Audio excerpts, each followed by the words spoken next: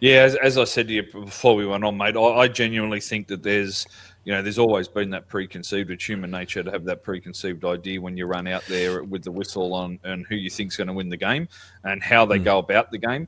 But there's no doubt in my mind that they've been told to influence the fatigue and to influence the entertainment of the game, and then that's only going to affect some teams more than others. There's no question about it. So, we're 9 games in now, so there's more than likely more than enough stats out there to have a look at these sort of things. So, mm, potentially I can get some of that done for next week's show just to see where it's sitting.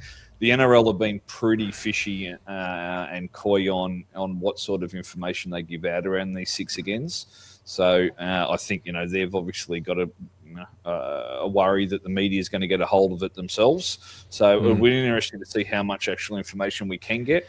But there's no doubt that there are some teams at the moment that are just not copying the rub of the green, mate.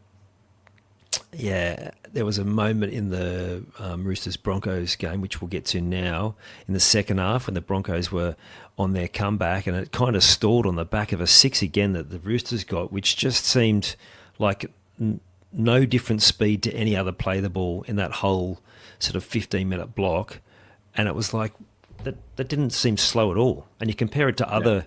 I know it depends on the tackle and dominance and all this sort of stuff, but for that set, they were rolling, and it just seemed no different. And again, it's just that feeling of they just manufacturing whatever they want to see, and we're going to get to these two games now in particular. The 38-24, where the Roosters led at 1 point 30 blot, and then the Broncos come back and they're right into it.